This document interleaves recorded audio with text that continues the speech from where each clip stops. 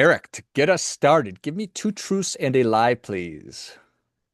Yeah, so two truths are I raced go-karts back in my day Okay. that topped out at 80, 90 miles an hour. I also played college football, and I also uh, was at one point had a mullet back in the 80s. Wow. That's amazing. Playing college football, racing cars with a mullet. Let's go, buddy. You bet, you bet. A little bit of a mixture there, huh? I hope they're all true. I hope that they're all true. College football, why not? Mullet for sure. Uh, I'm gonna guess you didn't play college football. That is correct. Yes. Very good. Tell me Wow. about the mullet. Yeah, back in the 80s, just kind of fell the way and had a little bit of that mullet and loved the 80s music. And if I would have been able to look ahead in the future, I would say I'm happy because it seems like as I get older, the less the hair goes. So it was it was a fun time for sure. Yeah, I think that that's great. And you were driving go-karts way too fast.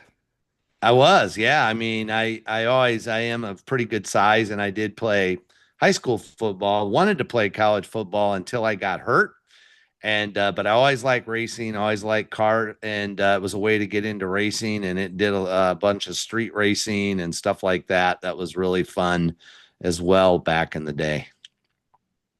You know what? Is that responsible behavior, Eric? Were You you? know, it was. I mean, it was all certainly. We all wore helmets, and it was all organized racing. So it was either on go-kart tracks or street racing.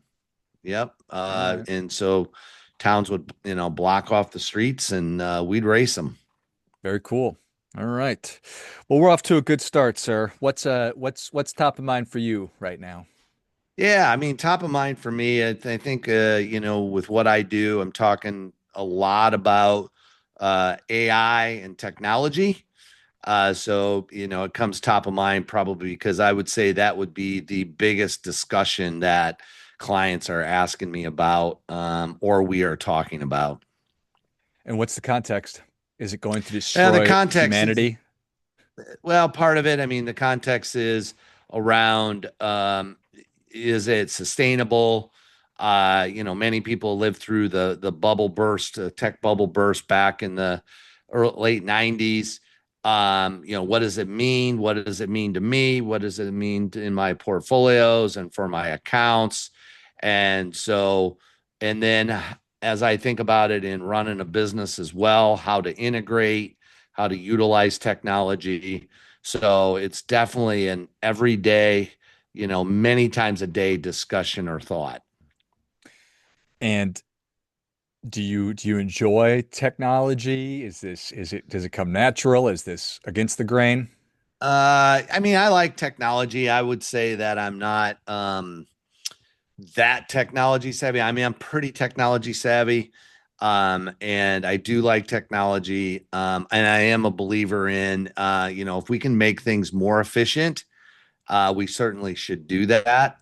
And it's kind of cool as to uh especially as it relates to AI and the capabilities that it has, is pretty exciting. Yeah. Yeah, I feel like we're just scratching the surface. So are your clients, we're probably just curious about your take on it? Are they worried about a bubble? Are they just trying to pick winners? Is it just general? Yeah, I would say, a lot of times, I mean, people are always worried about, when's the next drop coming, when's the next recession. So, there tends to be a worry about that no matter what. But, around the questions on, again, what does it mean to me as an investor? Do we own something that's, in this wave? Um, how do you see it, from a standpoint of affecting the markets and the economy? It's actually been fairly positive, and we've probably gotten a lot of people more interested in, people getting on Chat GPT and those kinds of things that maybe they haven't up to this point. So it's actually been a really good discussion, especially for those that put that, that end of the 90s and when things blew up from a tech perspective, although much different situation. Those companies didn't have any money really. It was a whole different. So this time is, a pretty exciting time for, I think, for us in general, but also for us in investing and making sure we're doing the right thing as it relates to the portfolios. Do you see people, well, that's maybe just kind of a general question. Are people more interested in having hands-on and using tools to do their own investing? Or is this hasn't changed that one way or another? No, I don't think. I mean, if we're talking about AI or technology in general, it really hasn't changed that much that I see. And I think it's a couple reasons. One, things are much more complex than they are today, than they are even a decade ago. So people's situation are much more complex. We tend to work with those people that are also not do-it-yourselfers. They really look to us as, you need to guide us. And many of the clients we work with, they would have the capability of doing some research, buying some of the investments themselves. But, they're busy in their careers. They're often professionals, business owners. And so they just don't have the time. And they realize that if they don't have the time to spend in it, they're probably not the best to do it. So it's better to turn it over to someone that, has a specialty in it. And so I think that's overall what it is. I think some people, yeah, do it yourselfers, it's only going to help. But again, you need to be real careful with, AI and kind of what it kicks out. Just because it kicks out, it doesn't kick out all the time exact right answers. So I wouldn't want people really, doing a lot of stock picking and investing just based on what Chat GPT says.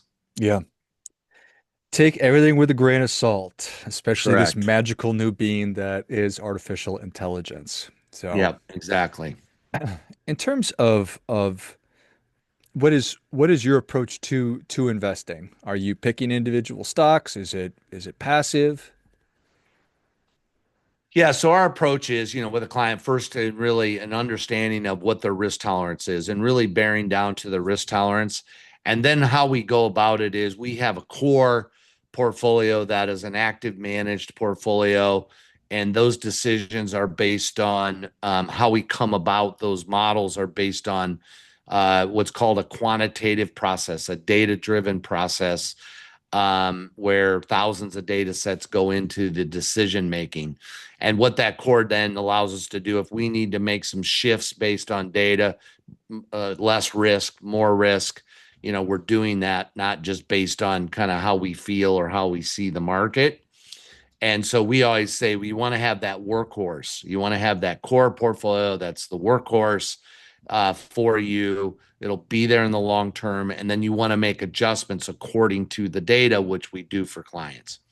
And then often we'll layer it in with a individual stock layering that will help clients get just a bit more. It's designed to just get a little bit more out of the portfolio, but not put, all of your life savings at risk. And it helps what we in the industry call alpha. So it helps drive a little bit more on the top side. You can certainly have some good runs in there. And so when we combine the two, we find that, good workhorse portfolio with top side opportunity, produces an overall target return that, can be satisfactory for someone to, have do what they want to do uh, when in time comes. Do most people have a good idea of what their what risk tolerance is and how well do they understand themselves typically? I would say most do, but what you have to do is you have to get them to think about, okay, what does it mean to be a moderate risk? You can say moderate and they think, they're down the road, but we do a little more in depth of moderate really means, during 2008, 2009, this is how much your account would have gone down. Um, during that period, would you want to sell? Would you hold on? Um, those kinds of questions then help dig more into that to make sure that they really are, kind of what they feel they are. Because it's so broad. Are you moderate? Okay, what does that really mean? So I think the question is, it's kind of they have an understanding, like I'm not a big risk taker, but on the other hand, we need to dig deeper and say, well, this is really what this risk tolerance means. And after all those questions, are you still comfortable? That makes sense. You hear how the pain of loss is twice as strong as the potential for gain. And it sounds like that's part of that conversation is put yourself in the shoes of the 2008 and your portfolio goes down by 40%. Is that acceptable? Right, right. Yeah, and part of quantitative process is to, we want to make money when things are good, and you want to be more invested, right, within your risk tolerance. But it's also helping protect, on how much you don't lose. So, that's really really important. And so we call it the big boy way of investing, these large institution funds, pension funds, right? They just don't just go guess stocks all day long. They'll have a core process, right, that uses often quantitative research and data, right, having these large funds that, we want to make money, but also we have to protect, to make sure that it doesn't go down as far. And so through that process, people, I think, can be assured that that doesn't mean you're not going to lose money in periods of time, but you're not going to go down as far. And they also know that it is a fairly active strategy, so that it's not something that's just set it and forget it. They know that, there's reasoning behind changes and decisions that we make. I appreciate that.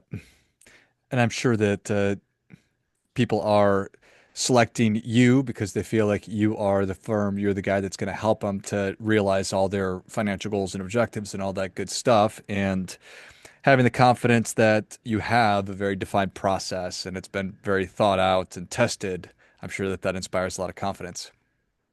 Yeah, it does. It really does. And the other thing we do, because we're really a comprehensive planning firm that integrates tax, and we really specialize kind of in the pre-retired and then the retired market. Um, so it gets to a point where return is important, but it's not the most important, because they need to figure out where to take money and why, how is it taxed. There's other things that are, I think, just as important to them. And the complexity, as I had stated earlier, has just gotten greater and greater. So we certainly want to get a very, return based on their risk tolerance. But if you're not paying attention to the other stuff as well, right, there can be some real penalties with that, and higher taxes and other things. Did I read that you did your first tax return when you were like a teenager? Yeah. Yeah, I grew up in a family business, and so when I had a day off of school, and I wasn't playing football or sports, I mean, I would go to work with my dad, and so I filed, I was, he was paying me at a pretty young age, and so I filed a tax return, at a pretty young age, and has always been kind of in the work habit side. So that is true. And did you always know that you were going to, when you made the decision to start your firm, did you always know that you were going to include tax as well? No, no, we really didn't. This is my 32nd year of doing this. And so when we started, it was just more investment. I think there were 4,000 mutual funds on the market. And it was more just product. So we did planning, but it was also product based. And, as the years have gone on and the complexity has gotten to the point one of the things in our business that is can get complex now is that people didn't have even 25 years ago was the size of retirement accounts. So the way that we've changed from defined benefit plans to defined contribution plans, people now have assets and they have accounts, and they're obviously now at the stage, many of them, that they're going to have to start taking from them, and they're of size that now there's complexity there, and that's just one area. So several years ago, we decided that, taxes is so integrated and many firms can't really talk about taxes, that we wanted to make sure that we were fully integrated and we don't hide behind it. And so we help people through all of that, in those decisions from a tax perspective. We find that, um, for many people, healthcare costs is not their biggest expense in retirement. Now, if they needed assisted living or something, at some point, that certainly can add up very quick. But oftentimes it's taxes. And the idea of, you're going to be in a lower tax bracket in retirement may not be true. And many of our clients it is not true. They are making more than, which is great because they got there, but their taxes, are more now than it was when they were working. Which is, I'm sure, not super exciting. No, it's not. I mean, it's nice to have the income, but there was kind of, save it pre-tax, deduct it because you're going to be in a lower tax bracket. But it's kind of created that beast in many ways that, okay, now how are you going to get the money out? That is a beast to be Yep. certain. It's interesting, and you're working with clients on both sides, the pre-retirement and then the actual retirement. And I've read books and they talk about it's so frustrating for clients because if you went and ask 100 financial advisors how to design retirement income, you probably get 100 different answers. Why is it so complicated? Yeah, it is true. I mean, you can get there multiple different ways, right? And so I think some of it is, that, it is different. I mean, people have a view on, you know, should I save it here today, and save tax versus not, because we really don't know the future, right? Um, and then other people have the view on, we know what it is today, we know what tax brackets are, we know, and we don't know what the future is. And, does it go up? The tax brackets and taxes go up in the future. So there's many ways to cut it. The other part about it is that there's so much more solutions and product, and unfortunately, a lot of times people pick, or get advised to a product and not a strategy. And so I think that's a big part of it. It really is individualistic. So it's individual depending on the client. That's another reason there's just not a blanket, you know, if you're this age, your income, your assets, it's not necessarily blanketed across, that way. And, our industry probably has made it somewhat more complex. But again, if you're able to choose the assets, choose the investments and all of that, where the generation prior or the generation prior to that really, didn't have that much in investable assets. Many of them had pension, social security, they retired. They had two choices. One choice was when to take social security. And the second choice is when they chose their pension, do they leave something to their spouse? That's it. And they make those choices, they're done. They didn't have to manage a bucket of money. They didn't have to worry about it. Social Security was much less, and I know it's adjusted for inflation, but, people are often extremely surprised at how much benefit there is now. I'm talking yearly benefit in Social Security. So, we have clients that are, drawing Social Security, and they're drawing 100,000 a year between the two of them in just Social Security. So, it's real. It's what I call not grandma's Social Security anymore. It's not 900 a month. So if people have paid in, so all of those complexities has happened over the last couple decades, and I don't see it stopping because This is the way that, with the way that we are and the way people are saving and investing and responsible for their own futures. So interesting. It just wasn't that long ago that everybody had a pension, and then Social Security planning, I perceive, was a lot more complicated. I think that they did away with a lot of the rules and the decisions that one could make. So totally different. And why would people Yeah. expect it to be easy? I think most people that you work with are probably proud of their individual situation and everything that they've worked to accomplish. So why would they want some cookie cutter solution? Correct, correct. And then it comes into, is there family involved? Do you want to leave money? Don't you? Your filing status, married, not, second marriages come into play. How do you divide assets? And, all of those things kind of come into play. Therefore, just a cookie cutter situation just doesn't really is not the most beneficial for their planning purposes. Yeah, that makes sense. Well, Eric, you've already given us a lot, but we're ready for that difference making tip. What do you have for us? Well, I think that the difference making tip is the fact that um, I think about um, having someone really uh, think through, their situation. I often hear, well, I don't have enough, or do I qualify, or these kinds of things. And the difference making tip is I have seen people from making having a good career and making kind of what kind of a middle income life, right? Salaries and so forth, that have become a multimillionaire. And I've seen people that have high income, should be able to save, right? And have challenges with it. So it's not how much you really make necessarily. It's what you do with what you have. And you all can, everyone that's listening to the podcast, right, in their own situation can be financially successful. You just have to make it happen. Well, I think that that is great stuff. That definitely gets it. Come on. It's all possible. It's within your control. Just got to make it happen. Love it. Yeah. Well, Eric, thank you so much for coming on. Where can people learn more about you? How can they engage with you? Yeah, thanks. So I did write a book, and so I'd love to be able to give everybody that's listening to the podcast a free copy of the book. You can download it. You can go to our website.